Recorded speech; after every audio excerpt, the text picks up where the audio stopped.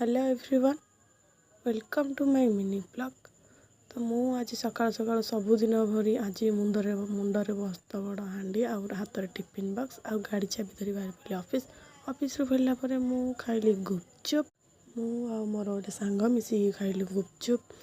तापर से गोटे क्यूट सा छोट छुआ सी बड़ा से मम्मी की चाह गुपचुप खाऊे।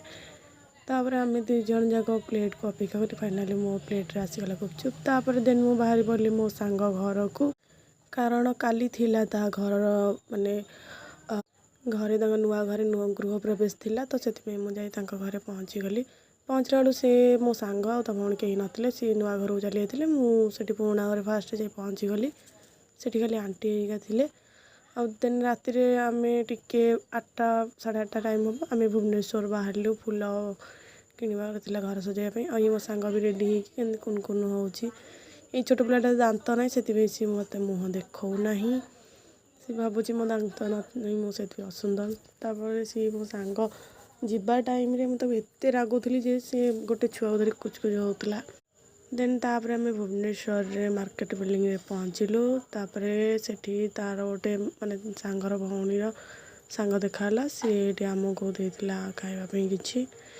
देन तापर टिके मार्केट रे बुली गलु सब आड़े टिके देखिलु। मार्केट बिल्डिंग तो एमती जगह जे कौन जिनस न थाए बोली कहीपरि जो मैंने भुवनेश्वर माने अच्छा से तो जानी थी ऑब्वियसली। देन तापर किसी शॉपिंग कलु आम ड्रेस अंकल आंटी आउ साड़ी भी। देन समस्ते शॉपिंग कर मो फोटोटा फोटो नहीं तो मो मुँह देखुँ। देन तापर से मैंने आगे आगे जाऊँ और पछे पछे जाऊँगी कारण मत भलसे वीडियो बनवार था।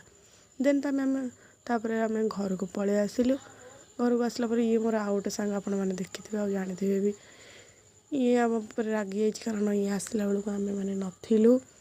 तापर देन रात आम खाइलु भात डाली और स्पेशली कंकड़ा झोल। देन तापर आम राति एति खाई शेष होगा आम शोई पड़लु। आज नेक्स्ट ब्लॉग तो एति थिला। देखा नेक्स्ट ब्लॉग रे। से पर्यंत आपण मैंने मो video T like and subscribe please टे करूँ और ये मुँह टी देखी था। ये काली सकाଳେ भलसे सजे हे से बंदरिया मुँह देखी आकुआ। Bye bye.